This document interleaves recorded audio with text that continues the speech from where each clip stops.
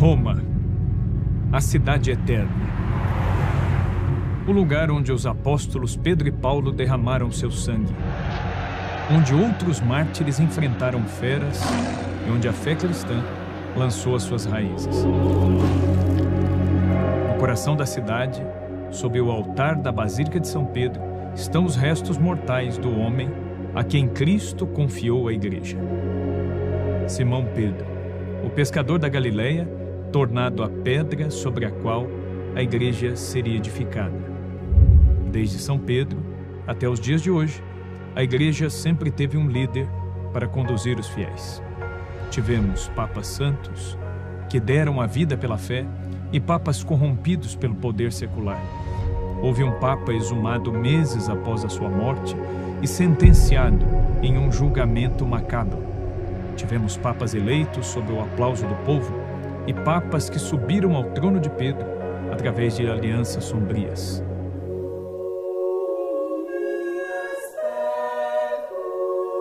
Neste episódio da trilogia sobre o papado, vamos conhecer a fascinante história do trono de Pedro, desde a sua fundação bíblica até a era contemporânea da Igreja Católica.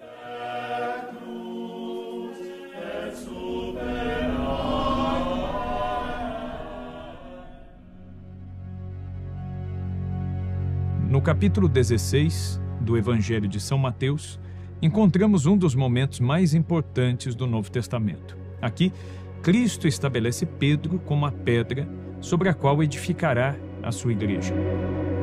A mudança de nome de Simão para Pedro, que significa rocha, não é meramente semântica.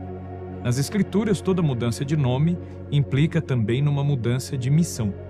Assim como Abraão chamava-se antes Abrão e teve o seu nome mudado e foi feito pai de muitas nações, e assim como Saulo tornou-se Paulo, o apóstolo dos gentios, também Simão tornou-se Pedro, aquele que receberia as chaves do reino.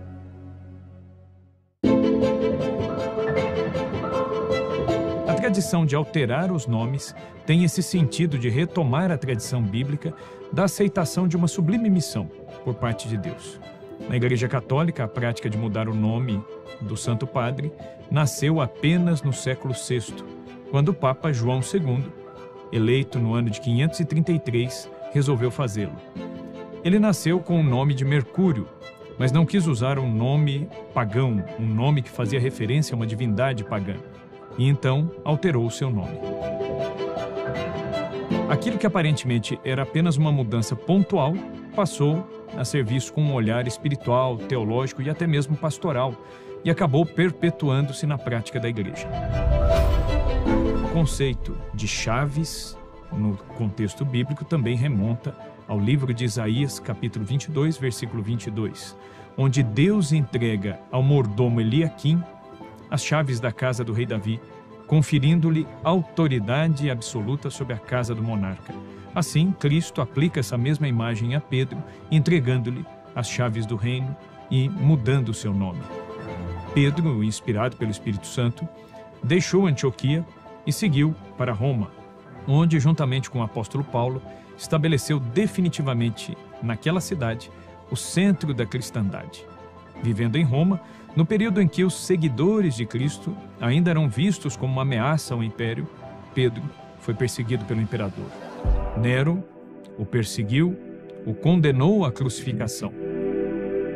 Porém, por humildade e respeito a Jesus, a quem havia traído, ele pediu para ser crucificado de cabeça para baixo, pois não se considerava digno de morrer da mesma forma que o seu mestre. O seu martírio aconteceu no Circo de Nero, localizado onde hoje está a Basílica de São Pedro, no Vaticano. Antes de seu martírio, o próprio Pedro indicou o seu sucessor, Lino, seu discípulo, que é mencionado na segunda carta de São Paulo a Timóteo, capítulo 4, versículo 21. Depois sucedeu-lhe Cleto ou Anacleto, e depois Clemente, chamado de o Romano, e que também é citado por São Paulo na carta aos Filipenses, no capítulo 4, no seu versículo 3. Inicialmente, o Papa era reconhecido apenas com os títulos de Bispo de Roma e sucessor de São Pedro. Mas a partir do século IV, o termo Papa passa a ser empregado especialmente no mundo grego em relação aos bispos, arcebispos e também os patriarcas. Mas com o tempo, o termo só passou a ser aplicado aos arcebispos e patriarcas e, por fim, passou a ser aplicado exclusivamente ao bispo de Roma. O termo Papa quer dizer pai, ou mais especificamente, trata-se do emprego da expressão carinhosa papai, e consagrou-se ao ser atribuído exclusivamente ao bispo de Roma. Na história da Igreja, leigos, padres, bispos e cardeais já foram eleitos papas. Os que não eram clérigos ou que não eram bispos tiveram a sua eleição validada, mas precisaram receber o sacramento da ordem em sua plenitude. Do século I até a queda do Império Romano no século V, a Igreja viveu longos séculos de perseguição, com muitos papas assassinados, outros presos, desterrados ou privados da possibilidade de governar a Igreja de forma efetiva. O trono de Pedro, estabelecido por Cristo como a pedra angular da Igreja, sempre resistiu a muitas tempestades. Nos evangelhos, mais de uma vez, Jesus é visto na barca de Pedro, imagem profética da Igreja.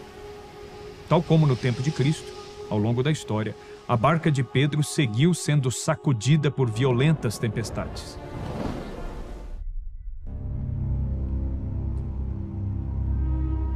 No coração da Renascença, a Igreja Católica enfrentava uma época de grandes transformações.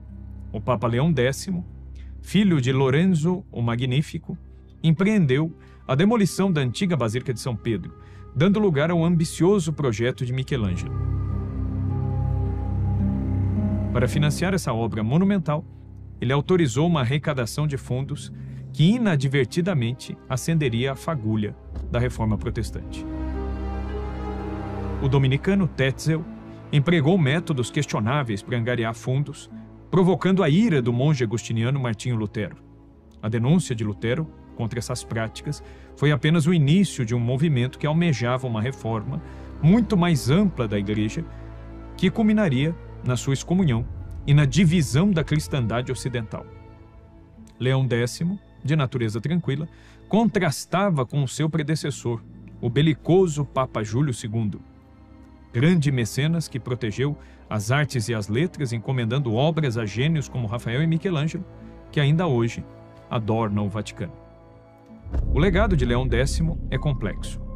Criticado por sua fraqueza espiritual e apego aos prazeres mundanos, no entanto, atualmente, muitos historiadores tendem a sugerir que Leão X fosse um papa atormentado entre as exigências políticas do seu cargo e o seu senso de fé.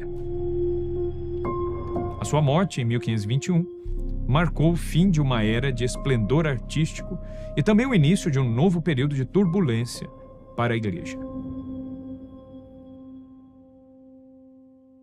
O século XVI viu a Igreja enfrentar a sua maior fissão interna desde o Grande Cisma do Oriente, em 1054. Sua reação foi o Concílio de Trento, o mais longo da história, que durou 18 anos e foi convocado em 1545 pelo Papa Paulo III. Esse concílio definiu a doutrina católica de maneira extremamente clara, pedagógica e didática e muito bem organizada, como meio de combater os erros da Reforma Protestante. Tratava-se da chamada Contra-Reforma Católica. O século XIX trouxe novos desafios para a Igreja Católica. Pio VII, eleito no ano de 1800, teve que navegar pelas águas turbulentas da era napoleônica. Após negociar uma concordata com Napoleão, foi posteriormente preso e exilado, quando se recusou a ceder às exigências do imperador francês. Sua firmeza diante da adversidade se tornou lendária. Por sua vez, o pontificado de Pio IX, o mais longo da história depois de São Pedro, 32 anos de pontificado, foi marcado por eventos dramáticos.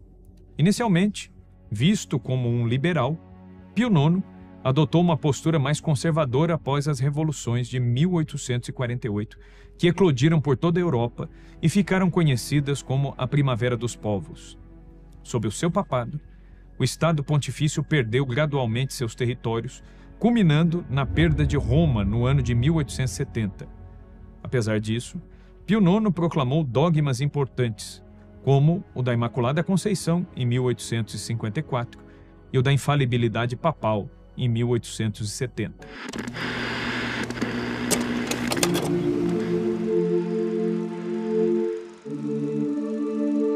O século XX viu a Igreja enfrentar as duas guerras mundiais e o surgimento de ideologias totalitárias. Pio XI condenou o nazismo e o fascismo em encíclicas corajosas. O fascismo foi condenado na encíclica Non abbiamo bisogno e o nazismo foi condenado na encíclica Mit brennender Sorg.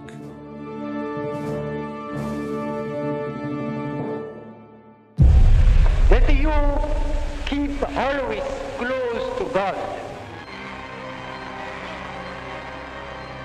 Seu sucessor Pio XII enfrentou acusações de silêncio durante o Holocausto, embora evidências históricas sugiram que ele trabalhou nos bastidores para salvar milhares de judeus.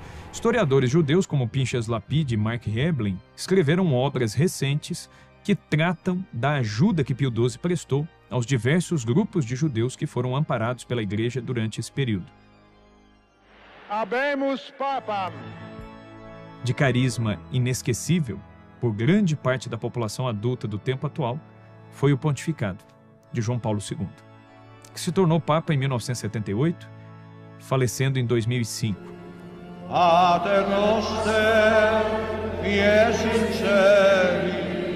Ele, nascido na Polônia, foi o primeiro Papa não italiano em 4 séculos. Ele soube aproveitar os extraordinários avanços tecnológicos nos meios de comunicação, levando a sua imagem e a mensagem da Igreja para onde nenhum antecessor havia sonhado levar.